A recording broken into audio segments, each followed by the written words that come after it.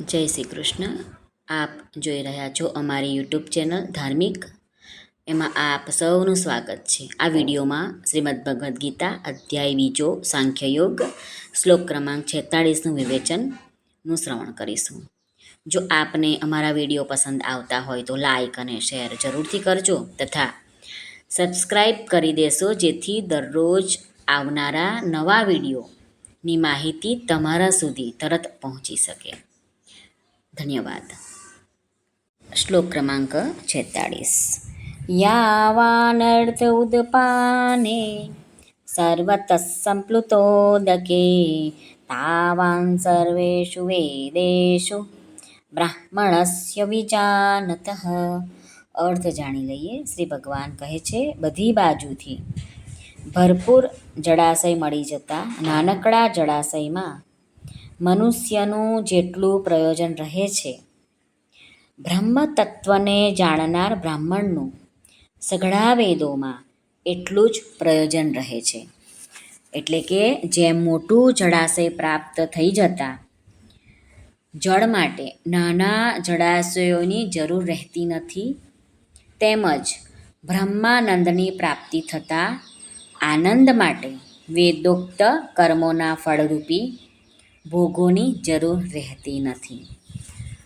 સાધક સંજીવનીમાં શ્રી રામ સુખદાસજી વર્ણવે છે કે નાનકડા જળાશયમાં જો હાથ ધોવામાં આવે તો તેમાં માટી ઓગળી જવાથી તે જળ સ્નાનને લાયક નથી રહેતું, અને જો તેમાં સ્નાન કરવામાં આવે તો તે જળ કપડાં ધોવાને લાયક નથી રહેતું, અને જો તેમાં કપડાં ધોવામાં આવે તો તે જળ પીવાને લાયક રહેતું નથી.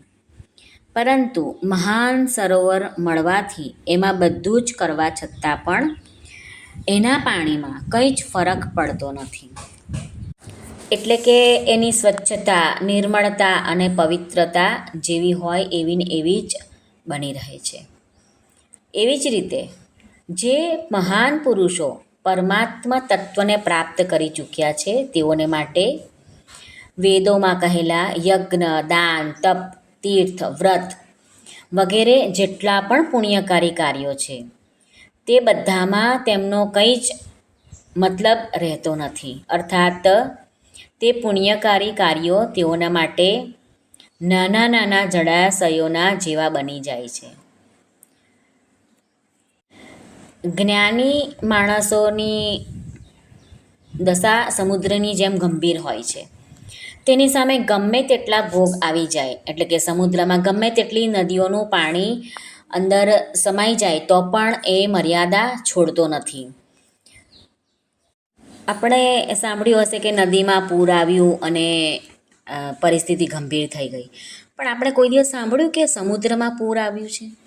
ના, કારણ કે સમુદ્ર એ બધા જ પાણીઓનો સંગ્રહ કરી રાખે છે અને છલકાઈ જતો નથી. એવી જ રીતે પરમ તત્વ જેના આત્મામાં આવી ગયું છે એ માણસ ત્રણેય ગુણોથી રહિત બની જાય છે, અને તેનામાં રાગ, દ્વેષ જેવા દ્વંદ્વો પણ રહેતા નથી, અને નિર્યોગક્ષેમ બની જાય. એટલે કે કોઈ વસ્તુ મળી જાય અને મળેલી વસ્તુનું રક્ષણ થતું રહે એવો પણ એમનામાં ભાવ આવતો નથી, અને તે સદાય પરમાત્મા પરાયણ રહે છે. સાંસારિક ભોગોનો કોઈ જ અંત નથી.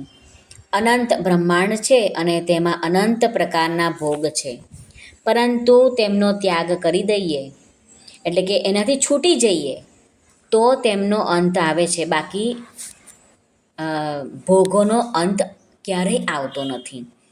એવી જ રીતે કામનાઓ પણ અનંત છે. તેમનો જો ત્યાગ કરી દેવામાં આવે અને નિષ્કામ થઈ જઈએ તો જ તેમનો અંત આવી જાય છે. શ્રી કૃષ્ણાર્પણમસ્તુ. શ્રી કૃષ્ણ શરણમ મમ. શ્રી કૃષ્ણ શરણમ મમ. શ્રી કૃષ્ણ શરણમ મમ. જય શ્રી કૃષ્ણ શરણમ મમ. શ્રી કૃષ્ણ શરણમ મમ. શ્રી કૃષ્ણ શરણમ મમ. શ્રી કૃષ્ણ શરણમ મમ. જય શ્રી કૃષ્ણ શરણમ મમ. સર્વેને જય શ્રી કૃષ્ણ.